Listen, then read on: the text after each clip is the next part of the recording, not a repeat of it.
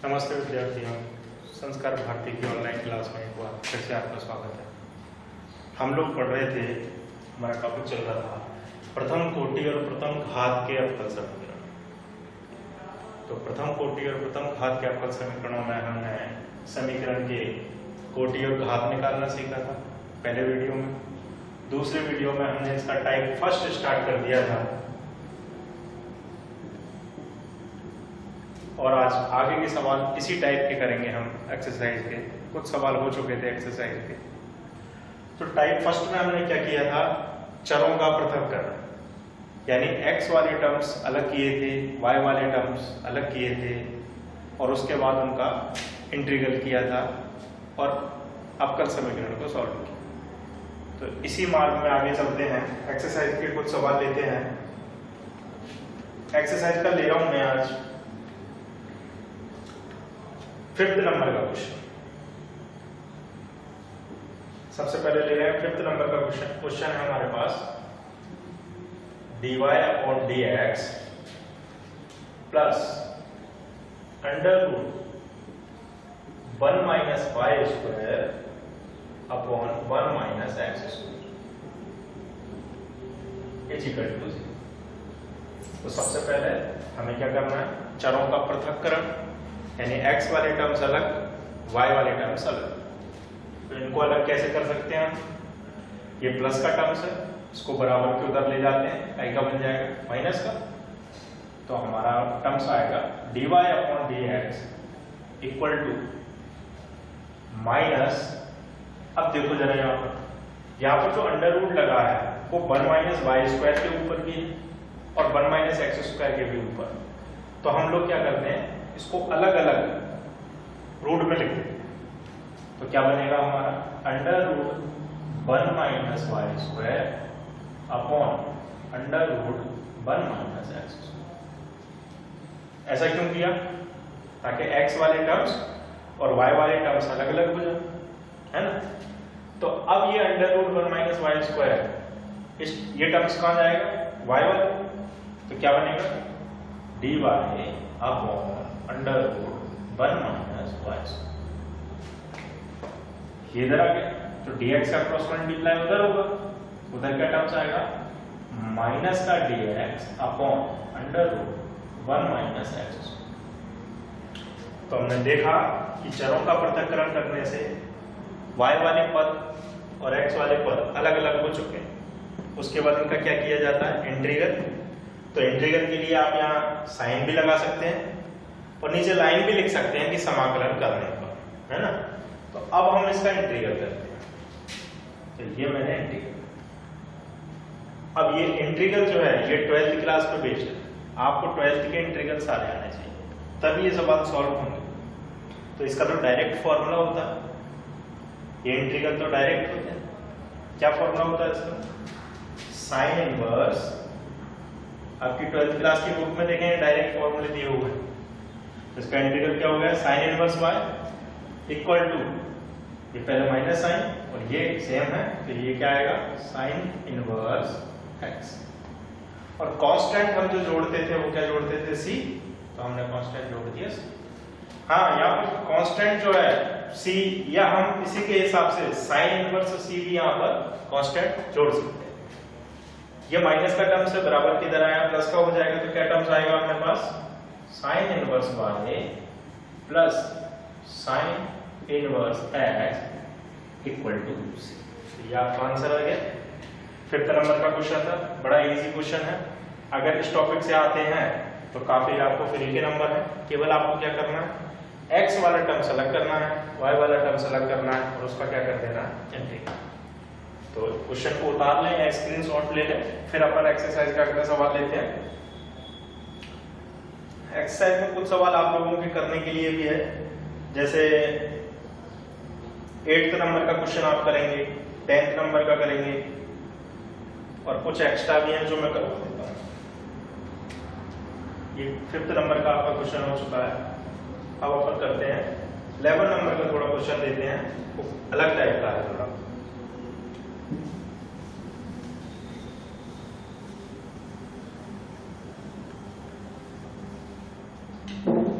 तो 11th number का question है अपने पास 1 minus X square bracket 1 minus Y D x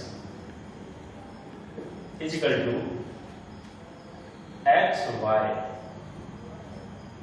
1 plus Y D Y. ये क्वेश्चन दिया हुआ है और इसमें x वाला टर्म्स y वाले टर्म्स में शामिल है। तो हमें सबसे पहले x वाले टर्म्स और y वाले टर्म्स को अलग अलग करना। तो कैसे करें? ये x वाला टर्म्स है, इसको यहीं छोड़ देंगे 1 माइनस एक्स और ये dx, ये x वाला टर्म्स इसमें भी है तो ये कहां आएगा? नीचे। इज इक्वल टू उधर कौन से टर्म्स आएंगे? y वाले, तो क्या आएगा? y 1 प्लस वाई डी और यहां से 1 माइनस वाई वाला जो टर्म्स है वो नीचे जाएगा तो क्या निकल के आएगा? 1 माइनस वाई। अब हमने देखा कि x वाले पद अलग हो चुके हैं, y वाले पद अलग हो चुके हैं, तो अब कुछ नहीं करना रहता, केवल इंटीग्रल करना रहता। तो हम यहाँ इंटीग्रल बताएंगे। क्या आप लिख सकते हो कि दोनों पक्षों का वर्ग करने, समाकलन करने पर इंटीग्रल बोथ साइड। तो अब इसका इंटीग्रल आपको अच्छे से आना चाहिए।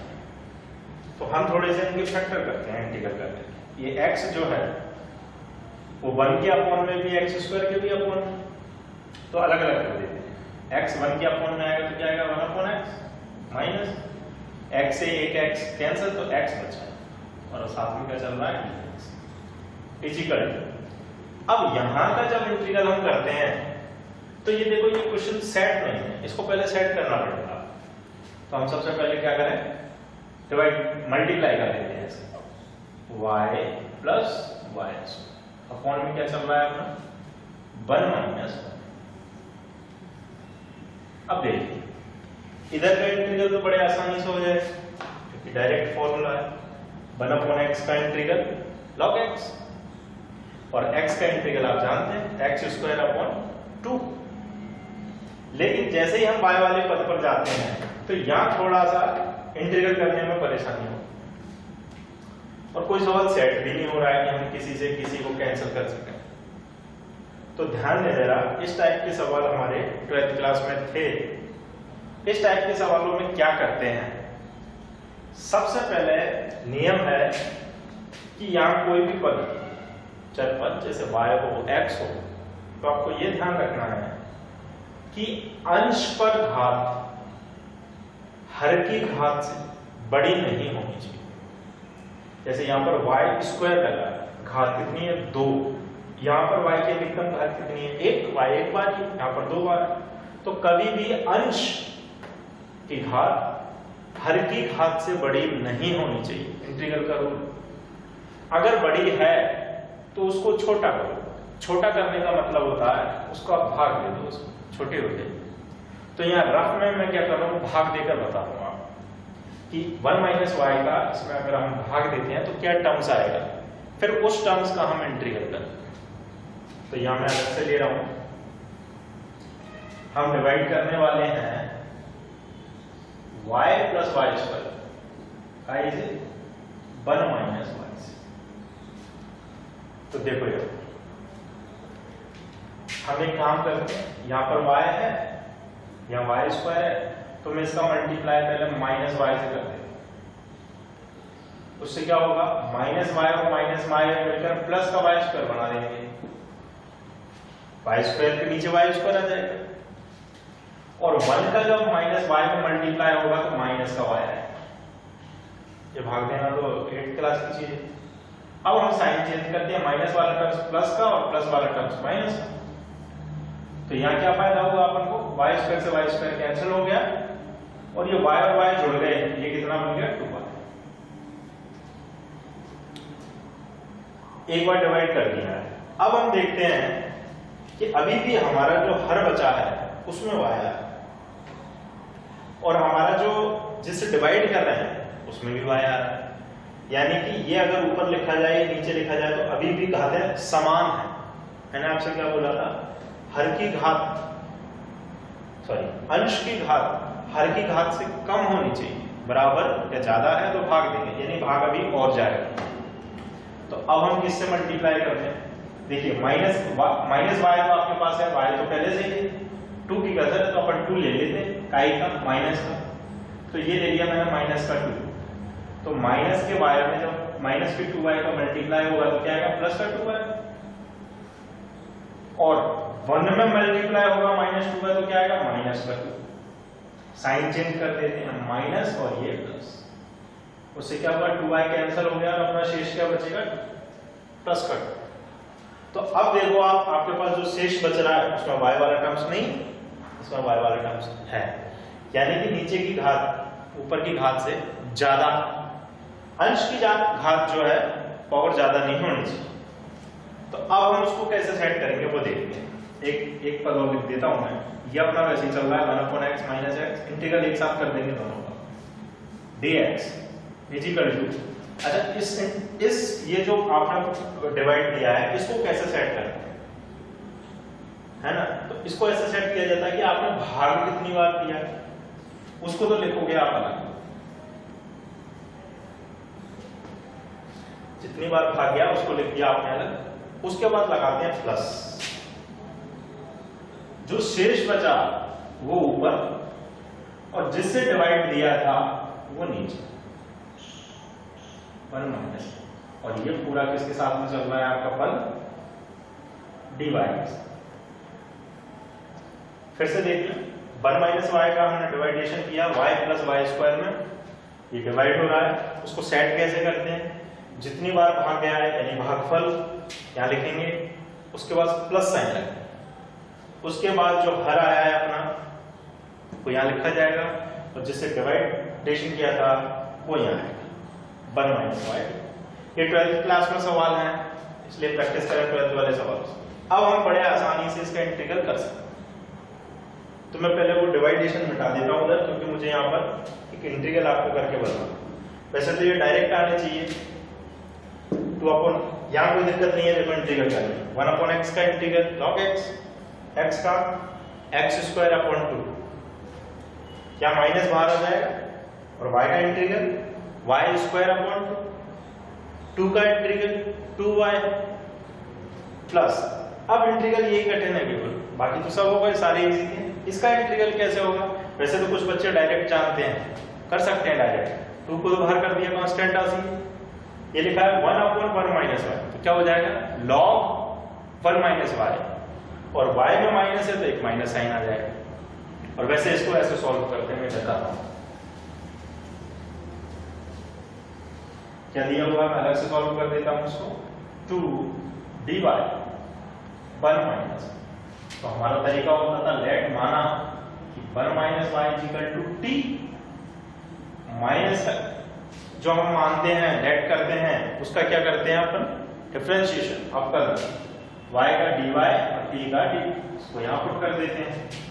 2 तो कांस्टेंट है बाहर आ गया, dy की जगह पे क्या आएगा? माइनस dt, माइनस ये रहा dt, और 1 माइनस वाई की जगह पे क्या लिखेंगे हम? t माइनस का 2 और 1/t का आप जानते हैं log t, माइनस का 2 log t की वैल्यू रख देते हैं, t की वैल्यू क्या है? 1 माइनस वाई। तो ये आंसर आया, इसको अपन सीधा यहाँ चिपका देंगे। तो अब मैं इंटीग्रल कर देता हूँ, 1/x का क्या आएगा? log x, x का क्या होगा? x square upon 2 is equal to minus Y का y स्क्वायर अपॉन 2 माइनस के 2 y माइनस का, इसका इंटीग्रल हमने कर दिया, क्या आया अपना? 2 log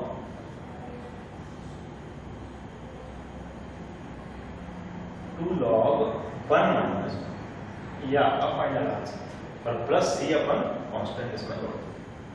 हाँ, अब आप चाहो तो इसको थोड़ा सा सेट कर सकते हो, जैसे ये माइनस वाली टर्म्स हैं इनको बराबर के इधर ला सकते हो, जैसा आंसर में मैच कर दे। मार्क्स इसमें नहीं कटते, सवाल को सेट करने में कभी भी मार्क्स नहीं कटते, है ना? आप कई तरीके से इसको सेट कर सकते हो, जैसे ये x स्क्वायर अपॉन 2 वाले पद हैं, इन दोनों को अलग कर लिया, इधर ये log वाले पद हैं दोनों, उनको इधर कर दिया, तो कई तरीके से इसको सेट कर सकते हैं आप। और यहाँ तक भी छोड़ दें तो पूरे मार्क्स मिलेंगे आपको, सही मार्क्स। इस सवाल को उतारना, ये एक्सरसाइज का आपका 11th नंबर का क्वेश्चन, या स्क्रीनशॉट ले लें इसका। फिर एक्सरसाइज के हम आगे के सवाल करते हैं। अब मैं ले रहा हूं 90 नंबर का सवाल।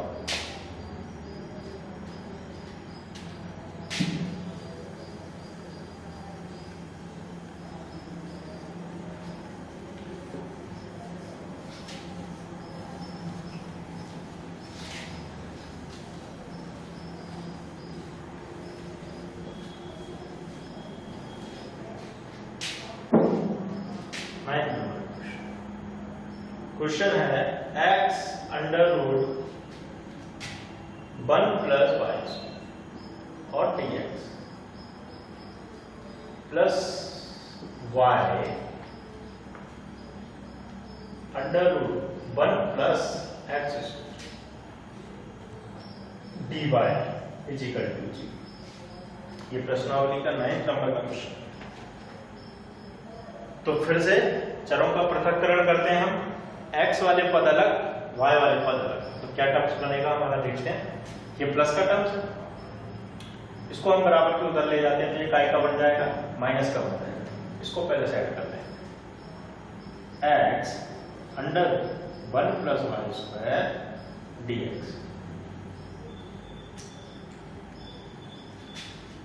इज इक्वल टू, ये टर्म्स उधर जाएगा, काय का बनेगा माइनस, क्या आएगा y under root y under root 1 plus X square dy। अब x वाले पद अलग और y वाले पद अलग, तो यहाँ x का टर्म्स है dx, तो क्या आएगा x dx। यहाँ ये जो x का पद है इसको अपन इधर ले लेते हैं, 1 plus X is equal to y वाले पदों को उधर पहुंचा देते हैं, क्या आएगा माइनस का y dy अपॉन ये नीचे जाएगा अंडर रूट 1 प्लस y। तो x वाला पद और y वाले पद अलग अलग हो चुके हैं। अब क्या करना है, केवल समाकलन करना है, क्योंकि ये माइनस वाला पद है तो बराबर के इधर भी ले लोगे आप इसको बाद में, तो प्लस का बन जाएगा। तो अब हम इसका इंटीग्रल कर देते हैं समाकलन करने का। अब समाकलन को मैं यहाँ बता देता हूँ, एक समाकलन सॉल्व कर देते हैं, उससे दोनों का आंसर हो जाएगा क्योंकि सेम है, ये केवल x की जगह पर y लिखा हुआ है ना। तो इसको हम सॉल्व करते हैं, और ये सारा मैटर जो है ये इंटीग्रल का, ये 12th क्लास में दिया हुआ है। हमारे पास सवाल है x dx 1 प्लस, तो इसमें क्या कर देते हैं हम, लेट कर देते हैं। लेट कई तरीके हैं इसको लेट करने के, आप 1 प्लस एक्स स्क्वायर को भी t मान सकते हो, है ना, और जो अंडर रूट में लिखा है उस पूरे को भी t के हिसाब से मान सकते हो। लेकिन अंडर रूट में लिखा है, देखिए मैं दो तरीके से मानना बता रहा हूँ कि कैसे लेट करें। या तो आप माने 1 plus X square is equal to t, नीचे वाले पद को आपने t मान लिया, या आप माने पूरे को अंडर रूट पूरा ले लें, under root 1 plus X square is equal to इधर ले लो t स्क्वायर, ठीक है ना। अब इसका इंटीग्रल करो। अब यहाँ वो तो एक ही बात रहेगी, चाहे अंडर रूट का वहां इंटीग्रल करना पड़ेगा या अंडर रूट का डिफरेंशिएशन करना पड़ेगा, दोनों एक ही चीज है ना। इसको कर दो इंटीग्रल, क्या आएगा, इंटीग्रल सॉरी डिफरेंशिएशन किया तो क्या आया 1/2 under root 1 plus X square, और एक्स स्क्वायर का भी होगा तो क्या आएगा 2x is equal to 2t dt। तो डिफरेंशिएशन कर दिए, क्या कैंसिल हो रहा है, 2 से 2 कैंसिल हो, और साथ dx मैंने नहीं लिखा, dx तो क्या बन गया अपने पास x dx बटे अंडर रूट 1 प्लस एक्स, ये पूरा पद निकल गया आगे। तो इसकी जगह पर हम क्या लिख सकते हैं 2t dt, 2t dt। और अपॉन में क्या चल रहा है, अपन ने अपॉन में क्या मान रखा है t स्क्वायर, तो ये t स्क्वायर मैंने t से एक t कैंसिल हो गया, तो क्या आया 2 1/t का log 2 log t की वैल्यू रख देते हैं। अब यहां तो हमारे पास t स्क्वायर की वैल्यू है, तो t की वैल्यू निकल के क्या आएगी,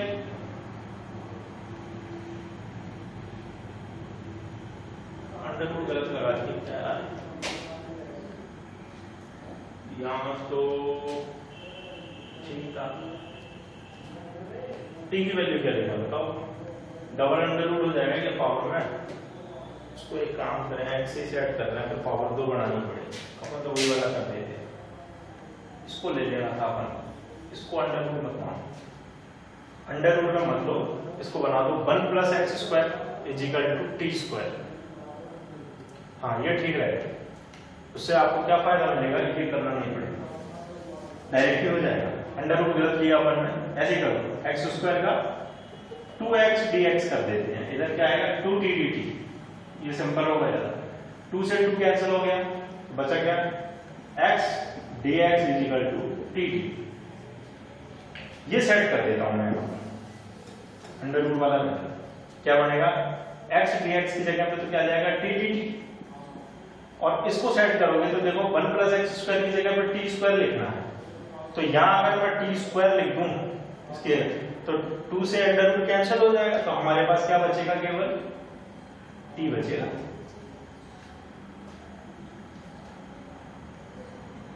हाँ, और t से t कैंसिल हो रहा है, तो बचा 1 का इंटीग्रल t, और t की वैल्यू क्या रहेगी, अंडर रूट 1 प्लस एक्स, ये ठीक, इसको सेट कर। तो हमने ये वाला पद सॉल्व किया और हमारा इंटीग्रल निकल के आया under root 1 plus X square, तो हम इसकी जगह पे लिख देते हैं under root 1 plus X is equal to, यहाँ क्या आएगा, सेम पद है under root 1 minus 1 plus Y square, ये सेम पद है एक्स वाला टर्म से, बिल्कुल वैसे ही सॉल्व करना, और एक अचार हम इसमें जोड़ देते हैं प्लस, तो ये क्या होगा, माइनस वाला टर्म से इधर आ जाएगा, क्या बन जाएगा plus under root 1 plus X square plus under root 1 plus Y square is equal to, ठीक है। तो उतारा जब तक मैं इसका आंसर मैच कर लेता हूं। ये था आपका क्वेश्चन नंबर 9।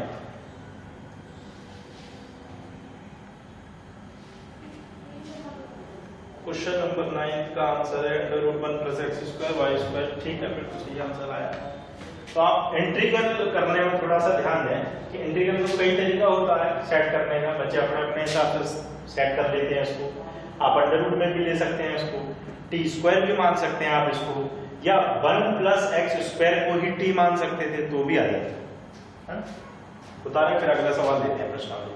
अब देखिए पहला, दूसरा, तीसरा, पांचवा, छठवा, सातवां, नवा, 11वां, ये सवाल मैं आप लोगों को करा चुका हूं। एक 10वां सवाल और ले लेते हैं।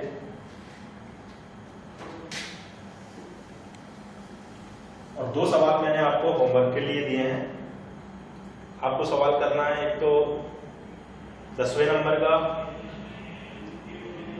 8वें नंबर का और 4थे नंबर का। 3 सवाल आपके लिए हैं, 8वां, 10वां, 4वां। अगर इनमें से कोई सा सवाल नहीं आता है तो आप लोग कांटेक्ट कर सकते हैं मुझे।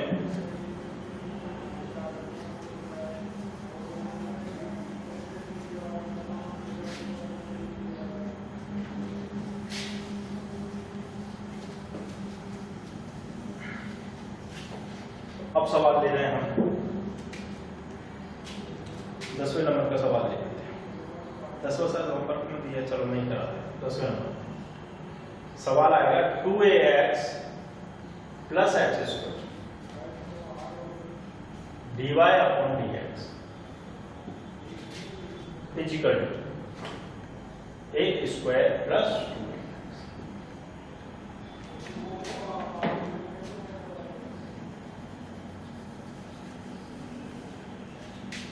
चलिए वही x वाले टर्म्स और y वाले टर्म्स हम अलग अलग करते हैं, तो क्या बनेगा अपना dy।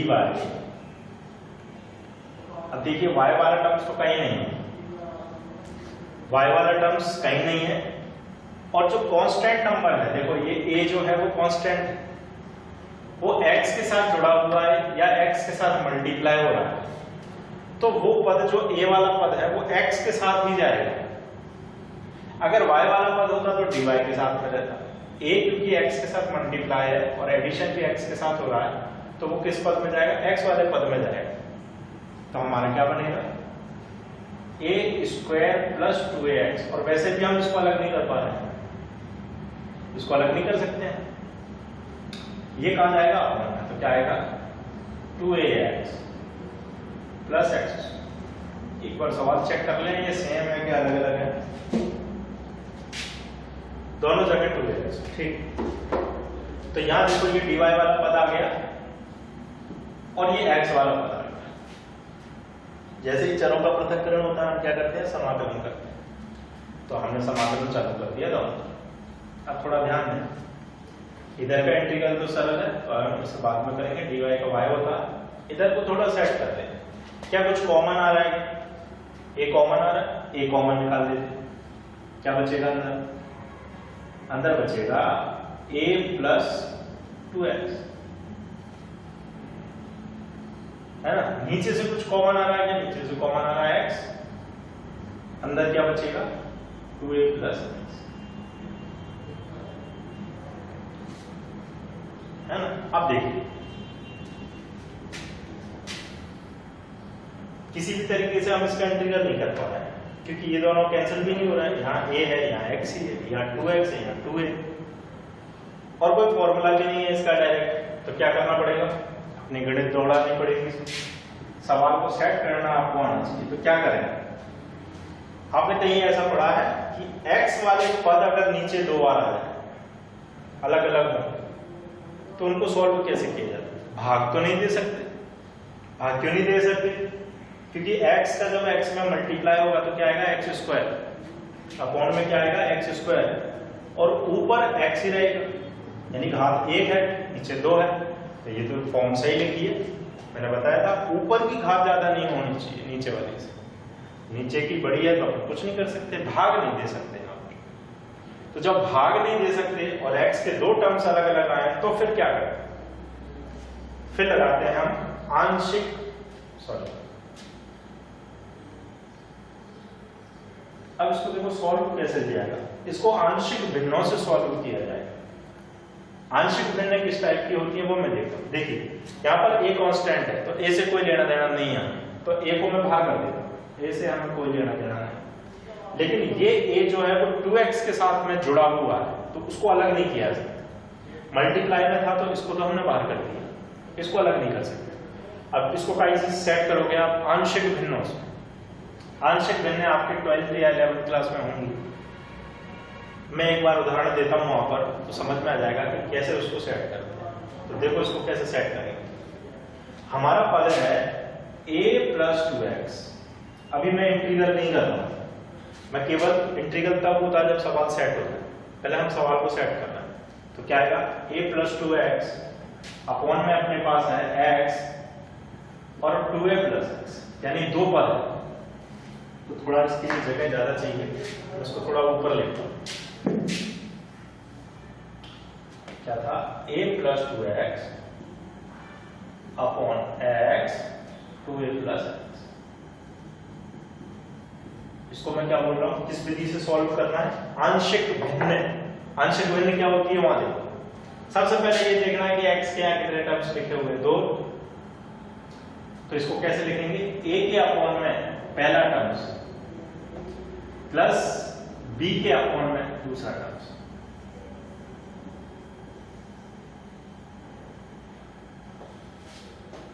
ठीक है, अब इसको सॉल्व करेंगे। तो देखो कैसे सॉल्व करें, a प्लस 2x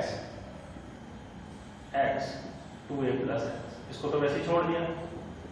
इन दोनों का क्या करते हैं, एलसीएम लेते हैं। तो एलसीएम क्या आएगा, x आएगा और 2a प्लस x आएगा, दोनों चीजें आएंगी, दोनों आएंगी तो ऊपर क्या आएगा, क्रॉस मल्टीप्लाई, इसका इसमें तो क्या आएगा, a में तो मल्टीप्लाई होगा 2a प्लस x का और b में मल्टीप्लाई होगा x। यहां तक मुझे नहीं लगता कोई दिक्कत होगी।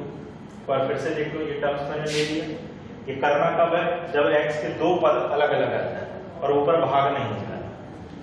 तो हमने x वाले टर्म्स को अलग और अपॉन में बी वाले टर्म्स को अलग कर दिया। इधर का क्या करते हैं, एलसीएम क्रॉस प्रोडक्ट, इधर का टर्म्स वैसे ही रहता है। अब क्या कैंसिल हो रहा है, ये मतलब अपना आंसर है, हम ये आंसर निकालेंगे, यानी इसका पद विच्छेद ऐसे किया, इसको दो टुकड़ों में ऐसे तोड़ा जा सकता है। लेकिन दो टुकड़ों में तोड़ने के लिए हमने दो कांस्टेंट का उपयोग किया, ए का और बी का। तो यहां पर उस कांस्टेंट के मान हम निकाल रहे हैं कि ए और बी का मान क्या है, तो फिर इसको दो पदों में ऐसे तोड़ा जा सकता है। ठीक है, जैसे एक लिखा है, मान लीजिए कहीं पर एक लिखा है, मैं आपसे कहूंगी इसको दो पदों में तोड़ो, तो आप क्या करोगे, कई तरीके से तोड़ सकते हो, 1/2 आधा आधा मिलके एक हो रहा है। तो इसी टाइप से एक बड़े पद को आप दो पदों में तोड़ रहे हो। तो अब आगे क्या करते हैं, ये नीचे वाले से नीचे वाला पूरा कैंसिल हो गया, बचा क्या, a + 2x is equal a 2a + x + b। या अब a और b का मान निकालने के यहाँ पर दो तरीके, वो दो तरीके ध्यान से सुने, जो सरल लगे वो कर लें। एक तरीका होता है, क्या निकालने वाले हम यहाँ से, a और b के मान, और जैसे ही a का और b का मान आएगा हम उसको कहां पुट कर देंगे, तो इस पद को हमने ऐसे में तोड़ दिया, और a b के मान रखने पर दो पद मिल जाएंगे, जिसका इंटीग्रल बड़े आराम से हम कर सकते हैं। जैसे मान लो a का मान 2 आ गया, तो ये क्या बना, 2/x, 2 को बाहर कर देंगे तो 1/x का log x है ना।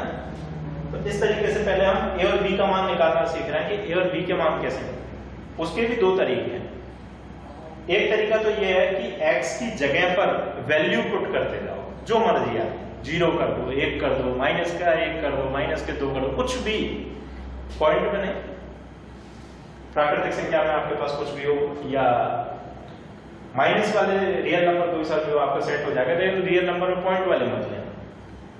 तो यहां हम x की जगह पर 0 पुट कर देते, तो क्या आएगा, a इजिकल, यहाँ x की जगह 0 रख दिया, ये तो 0 हो गया, a बचा, यहाँ देख तो 2a, यहाँ फिर x की जगह पर 0 रख दिया तो 0 हो गया, और वहां पर भी x की जगह 0 रख दिया तो 0 हो गया। तो हमारे पास क्या आ गया, ये आ गया, a से a कैंसिल हो रहा, तो कैपिटल A का मान कितना निकल के आया, 1/2। ये सबसे साधारण तरीका है। क्या किया मैंने, x की जगह पे 0 रख दिया सब जगह, तो x की जगह 0 का ये 0 हो जाएगा, ये 0 हो जाएगा, ये 0 हो जाएगा, तो बचे यहाँ से a से a कैंसिल हो गया, तो a की वैल्यू आ गई 1/2। अब बारी आई b की वैल्यू कैसे निकालें, तो मैंने तरीका बता दिया, x की जगह पे आप मान रखते जाएं, कुछ भी रखें, 0, 1, -1, 2, -2, कुछ भी रखें, पूर्णांक भी रख सकते हैं। तो अब क्या, 0 मैंने रख दिया, अब कुछ और रखते हैं, 1 रख देते हैं, साधारण वही है। तो जैसे ही मैं a रखता हूं तो क्या आएगा, 1 रखना है, a + 2, x की जगह पे 1 रख दिया, 2 आ गया। आगे क्या आएगा, capital A 2a + 1 + b, a + 2, a की वैल्यू अपने पास है 1/2, 2a + 1 + b, a की वैल्यू आ चुकी है, b की वैल्यू हमें निकालना है, तो यहां से b की वैल्यू निकाल रहे हैं अपन, सवाल को सेट करते हैं, 2 का मल्टीप्लाई इधर हो जाएगा, तो मैं क्या करूं, इधर निकाल दूं, ये इधर शायद दिख नहीं रहा हो, इसी को मिटा दे क्या, इसी को मिटा देते हैं, इसको याद रखना, लेकिन समीकरण नंबर 1। तो क्या आया हमारे पास, 2 का मल्टीप्लाई इधर कर देते हैं, तो क्या आएगा, 2a + 4, और उधर क्या आया हमारे पास, नहीं सॉरी, a + b उसमें है ना, तो 2 का इधर क्रॉस मल्टीप्लाई नहीं होगा, क्या आएगा, a + 2 = 1/2 का अंदर मल्टीप्लाई करना पड़ेगा, तो 2 से 2 कैंसिल हो रहा है, क्या आया, a प्लस 1/2 का 1 में मल्टीप्लाई, तो 1/2 + b। एक बार फिर से चेक कर देते हैं, a + 2 = 1/2 का 2a में, तो 2 से 2 कैंसिल हो गया, a आ गया, 1/2 का 1 में मल्टीप्लाई, तो 1/2 + 3। अच्छा यहाँ देखो, a से a कैंसिल हो रहा है, 2, ये 1/2 इधर आके माइनस का, एलसीएम ले लेते हैं, 4 माइनस 1 बटा 2 b, यानी b का मान निकल के आ गया अपने पास क्या 3 बटा। क्या किया मैंने, x की जगह पे क्या पुट कर दिया, 1 पुट कर दिया, तो x की जगह 1 पुट किया तो ये आया। यहाँ से b की वैल्यू निकालनी है तो सारे पदों पर अलग कर दें, a प्लस 2 1/2 का, अगर b नहीं होता तो इसका क्रॉस मल्टीप्लाई हो जाता, वो ऐड में लिखा होगा, ये मल्टीप्लाई कर दिए तो यहाँ से किसकी वैल्यू निकल के आ गई b। तो अपने पास a की वैल्यू भी आ गई थी, क्या आई थी, a की वैल्यू 1/2 और b की वैल्यू क्या आई 3/2। तो मैं यहाँ लिख लेता हूँ उसको क्या कि a की वैल्यू हमारे पास आई 1/2 और b की वैल्यू आई हमारे पास 3/2। अब मैं इसको मिटा रहा हूँ। अब हमारा समीकरण क्या बनने वाला था, जो समीकरण एक नाम दिया वो क्या बनने वाला था, वो आंसर था, यहाँ लिख देता हूँ उसको वापस, a plus 2x x 2a plus x is equal, वो था हमारे पास a upon x plus b upon 2a plus x, ऐसा था। तो अब हमारे आंसर निकल गए, ये समीकरण एक था, इसमें मान रख देते, a का मान कितना आया आपका 1 अपॉन 2x और b का कितना आया था 3 अपॉन 2 और ये 2a प्लस x, वैसा कर, ठीक है। तो ये आंसर आ गया, इसको हम यहाँ सेट करेंगे। अब देखते ये dy, ये अपना भार है, इसकी जगह पर हम वो सेट कर रहे हैं क्या 1 upon 2x plus 3/2 2a plus x, और इन पूरे के साथ में क्या चल रहा था अपना, क्या चल रहा था dx, ये डी अपन का dx। अब इंटीग्रल बड़े आराम से हो जाएगा, अब इंटीग्रल कर देते हैं। देखो dy का इंटीग्रल y, a अपने पास कांस्टेंट है, बाहर निकाल दिया, इनका इंटीग्रल कर, तो 1 अपॉन 2x का क्या आएगा 1 अपॉन 2, तो बाहर हो गया, 1 अपॉन x का क्या होता है log x, प्लस ऐसे ही 3/2 बाहर हो गया, 1 अपॉन 2a प्लस x का क्या होगा log 2a प्लस x, और ये कांस्टेंट आप इसमें जोड़ क्या आएगा, उतारें आप लोग इसे जब तक मैं आंसर मैच कर रहा हूं। आंशिक भिन्नों को बड़े ध्यान से करना है, जब भी आप इंटीग्रल नहीं कर पाए और दो पद x क्या है तो उसको आंशिक भिन्न से ही सॉल्व करें।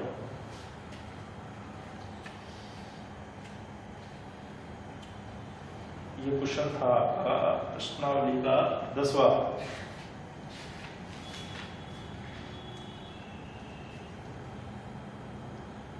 थोड़ा सेट किया हुआ है उसे, लॉग के टर्म से हटाया हुआ है,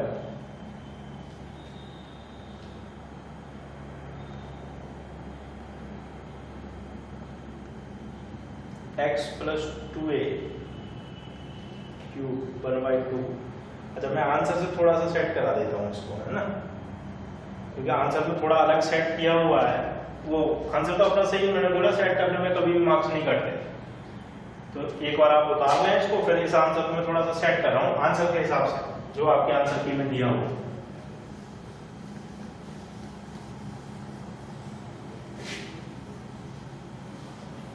देखिए क्या कर सकते हैं,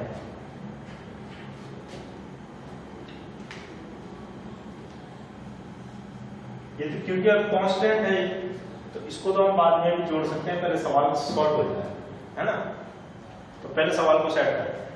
अच्छा इसमें से कुछ कॉमन आ रहा है, 1/2 कॉमन आ रहा है, तो अपने पास आएगा y is equal to a upon 2, 1/2 common निकाल दिए तो अंदर क्या बचेगा log x plus 3 log 2a plus x। अब कांस्टेंट है, देखो कांस्टेंट की बात, तो यहां मैंने बताया था कि log वाले टर्म्स आने तो कांस्टेंट भी अपन log c जोड़ा है, क्योंकि सवाल को सेट करना है, इसलिए मैं यहाँ पर c की जगह पे क्या लिख देता हूँ log c, कि मैंने लिख दिया प्लस log c। अब देखिए यहाँ पर सारे टर्म्स log के हैं तीनों, इस 2 को सबसे पहले हम हटाते हैं तो क्या आएगा 2y अपॉन a, ये 2 का क्रॉस मल्टीप्लाई हो गया, a अपॉन में आ गया। अब ये सारे पद log में है तो log की प्रोबेबिलिटी लगा देते हैं, देखो सबसे पहले log x प्लस log में कोई भी चीज आगे होती है तो वो घात में पहुंच जाती है, फॉर्मूले याद होने चाहिए आप log के, मैं यहाँ लिख देता हूँ कि log n log m, तो हम उसको क्या लिख सकते हैं, log m की पावर n लिख सकते हैं। तो ये n हो गया, log m हो गया, तो इसकी पावर बना देते हैं, तो क्या आएगा 2a प्लस x की पावर 3, ठीक है। और प्लस का log c आपको पता चल रहा, ये प्लस का log c होना है वैसे। आगे 2y upon a is equal to, ये log में है देखो तीनों, तो log में जो चीज जोड़ में होती है वो गुणा में हो जाती है। log m plus log n मिलकर या dot dot dot log p मिलकर 3 पद हैं, तो ये गुणा में हो जाएंगे, तो क्या आएगा m dot n dot p, वही हम ध्यान कर देते हैं। तो क्या आएगा log, तीनों जोड़ में है तो गुणा में कर दें अपन, तो क्या आएगा x dot 2a plus x की पावर 3 डॉट c, है ना। अब आगे log को यहां से हटा, log को जैसे ही आप यहां से हटाओगे इधर e की पावर में ये आ जाएगा 2y, ध्यान रखें इस चीज का। जैसे कहीं पे भी log x बराबर p लिखा है और आप log हटाना चाहते हैं, यहां से log तो हट जाएगा, उधर e की पावर में ये p बन जाएगा। इस रूल का यहां पर उपयोग करो, log हटाया तो ये कहां चला गया, e की पावर, तो फिर बचा क्या वहां पर, हमारे पास बचा पहले कांस्टेंट c, फिर बचा x और फिर बचा 2a प्लस x की पावर 3। अब हम थोड़ा सा आंसर मैच कराएंगे, जैसे ऐसे ही सेट हो रहा है। उन्होंने c को इधर रख लिया, बाकी देखिए आंसर पूरा ठीक है। देखो आंसर में x है, x प्लस 2a की पावर 3 है, ये c देखो यहां पर आ रहा है, c यहां पर आ रहा है। मैं आपको रूल बता देता हूं, मैंने पहले ही बताया था कि c को आप कहीं भी लिख सकते हैं और आप समाकलन नियतांक को बदल भी सकते हैं। ऐसे देखो, जैसे मान लो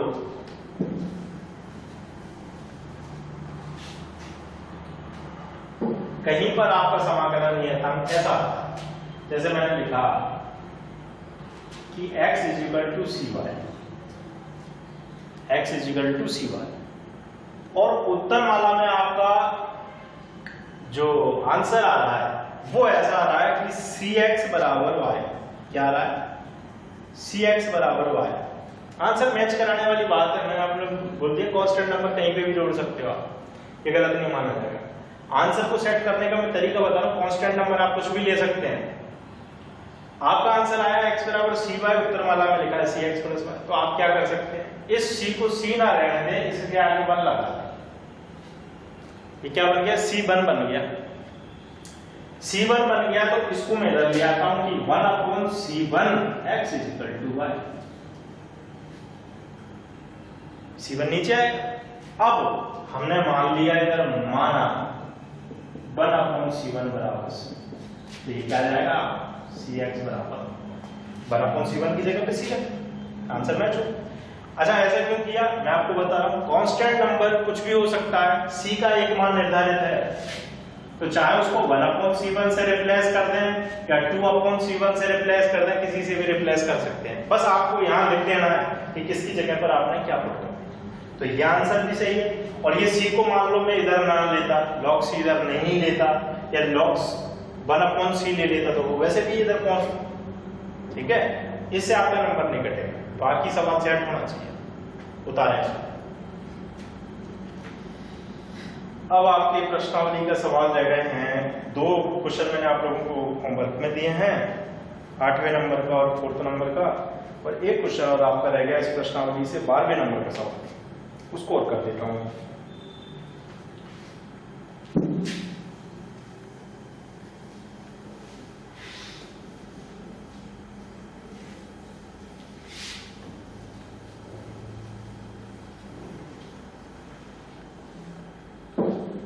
सवाल है, यदि dy/dx, 12वें नंबर का सवाल कर रहा हूं मैं एक्सरसाइज, यदि dy/dx = e⁻x + y, ये दिया है सवाल, और दिया है कि x बराबर 1 के लिए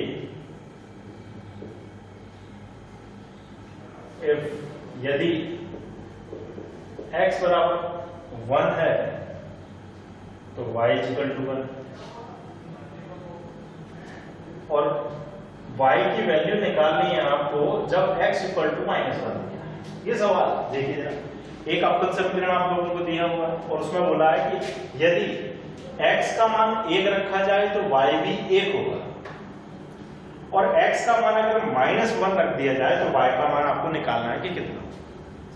अब थोड़ा ध्यान दें, जब भी इस टाइप के सवाल आते हैं तो वहां पर आपको x और y की एक वैल्यू दी हुई होगी और दूसरी निकालने के लिए आपसे पूछा होगा। ऐसा क्यों करते हैं? एक वैल्यू दे दी तो दूसरी क्यों निकालने के लिए? एक वैल्यू इसलिए दी जाती है ताकि आप जो नियतांक जोड़ते हैं, कांस्टेंट c जोड़ते हैं, उसकी वैल्यू निकाल सकें, इसलिए एक कंडीशन दी जाती है। अब हम सवाल को सॉल्व करते हैं, आपके समझ में आ जाएगा कैसे। तो सबसे पहले तो हम पदों का, चरों का पृथक्करण करें। क्या आएगा? dy अपॉन dx गुणा में घातें जुड़ती हैं तो हम इसे दो पदों में तोड़ देते हैं, e की पावर x डॉट e की पावर y। अब y वाले टर्म्स एक तरफ और x वाले टर्म्स एक तरफ, तो यह आएगा dy अपॉन e की power -1 is equal to e की पावर x dx। सॉरी ये प्लस के ये ऊपर जाके माइनस का हो जाएगा, e की power -y dy is equal to e की पावर x dx। तो x वाले पदों को आपने अलग और y वाले पदों को अलग कर दिया, सीधा समाकलन कर देते हैं। इसका समाकलन जो होता है तो e की पावर -y का समाकलन माइनस e की power -1 is equal to e की पावर x का e की पावर x। ये समाकलन कांस्टेंट जोड़ना है, तो देखो इसकी शक्ल कैसी है, e की पावर जैसी है तो अपन कांस्टेंट भी इसी टाइप का जोड़ देते हैं, e की पावर c में कांस्टेंट जोड़ देते हैं। ठीक है, चलिए आगे हम सॉल्व करते हैं। तो ये डिफरेंशिएशन सॉरी इंटीग्रल तो हो गया, अब केवल आपको वैल्यू निकालनी है। अवकल समीकरण भी सॉल्व हो चुका, अब केवल वैल्यू निकालनी। तो हमें सवाल में कंडीशन दी हुई है कि यदि x का मान 1 है और y का 1 है, सॉरी x का यदि 1 है तो y का भी 1, x का -1 है तो y का कितना है। तो हम पहली वाली कंडीशन को इसमें पुट कर देते हैं, x की जगह पे भी 1 रख देते हैं और y की जगह पे भी 1 रख देते हैं। क्या आएगा हमारा निकल के? -e की पावर -1, y की जगह 1 रख दिया इज इक्वल ऐसे e की पावर 1 प्लस e की पावर c। ठीक है, चलिए यहां से हम क्या करें, हम कांस्टेंट का मान निकालें क्या। तो यहाँ देखो जरा, अरे e लेने की अपन को जरूरत नहीं क्योंकि e से ना वो कैंसिल नहीं होगा, e के टर्म से कैंसिल नहीं होगा, तो अपन c ले लेते हैं यहाँ कि हम तो कांस्टेंट की वैल्यू निकालनी है। मैंने बताया था c जोड़ो चाहे c1 जोड़ो चाहे e की पावर c जोड़ो, कांस्टेंट का नंबर सेम ही आएगा। इसको सॉल्व करते हैं, ये क्या आएगा 1 अपॉन e, इनवर्स था ना, इसको अपॉन में लिख दिया। ये e की पावर एक ही है, प्लस का है, इसको इधर ले लेते हैं, माइनस का आ गया। ये हमारे पास c की वैल्यू आ गई जो भी है। ठीक है, ये c का मान निकल गया। क्या करा था हमने, x की जगह पे 1 और y की जगह पे 1 पुट कर c की वैल्यू। अब हमसे आगे कह रहा है वो कि x का मान -1 रखो और y का मान निकालो। तो अब हम x की जगह -1 रखें, केवल x की जगह -1 रखना है, y का कुछ नहीं करना है। तो यहाँ रखते हैं, आंसर यही रखा जाएगा, जो मान रख रहे हो वो यही रखा जाएगा। ये समीकरण अवकलन करने समाकलन करने के बाद आपके पास आया। तो अब रख रहा हूं मैं, देखो e की पावर -y वैसा का वैसा, क्योंकि y की वैल्यू मेरे पास है नहीं, आ गया इज इक्वल टू, देखो e की पावर x, वो कह रहे हैं x की जगह -1 रखो, तो क्या आएगा e की पावर -1 आएगा, है ना, प्लस c की वैल्यू ये लिखी हुई, तो ये पूरा लिख लेता हूं क्या, -1 अपॉन e माइनस e, ये c की वैल्यू है। ठीक है, अब देखिए, ये देखो क्या किया मैंने, एक बार फिर से रिपीट कर रहा हूं, e की पावर -y वैसा का वैसे, क्योंकि y की वैल्यू निकालनी है, x का मान -1 रखना था, -1 रख दिया, और ये c की वैल्यू जो आई थी वो पूरी वैसी की वैसी। अब यहां देखो जरा, e की पावर -1 का मतलब होता है 1/e। e की पावर -1 का मतलब क्या होता है 1/e आएगा प्लस का, यानी ये 1/e प्लस का है और ये 1/e माइनस का है, तो ये दोनों कैंसिल। बचा क्या -e की power -y is equal to -e की पावर 1। देखिए ये वाला पद कैसे लिख दिया, -e की पावर कुछ नहीं है तो 1 लिखा। अब आगे हम इसको सॉल्व कर देते। ये सबसे पहले माइनस से माइनस कैंसिल होगा, e से e कैंसिल हो गया तो y is equal -y is equal to क्या आया 1, यानी y इक्वल टू क्या आया माइनस। तो ये y की वैल्यू है। और फिर से देख लें, आपको कंडीशन दी हुई थी x बराबर 1 y बराबर 1 रखें, तो एक वैल्यू इसलिए दी होती है ताकि आप नियतांक का मान निकाल सकें। ये देखो 1 रखने के बाद मेरे पास नियतांक का मान है। दूसरी वैल्यू में वो किसी का भी मान पूछ सकता है, x का y का किसी का भी, तो हमने केवल वैल्यू पुट कर दी c की, और x -1 दिया था x का -1 कैंसिल किया और किसकी वैल्यू निकल के आ गई। तो ये आपके प्रश्नावली के सारे सवाल हो गए हैं, और ये पहला टाइप जो आपका था चरों का पृथक्करण, ये कंप्लीट हो चुका है। ठीक है, अब इसमें लगभग 5-6 टाइप के सवाल हैं। टाइप फर्स्ट में 5-6 आपकी एक्सरसाइज बनी हुई है। तो नेक्स्ट टाइम पर अगले पीरियड में हम अगला टाइप सेकंड टाइप पढ़ेंगे। उसमें ये सवाल जैसे हम चरों का पृथक्करण कर रहे हैं ना, x वाला और y वाला अलग अलग, वो अलग अलग नहीं होगा। ठीक है, तो वो नेक्स्ट क्लास में पढ़ेंगे। तब तक के लिए धन्यवाद।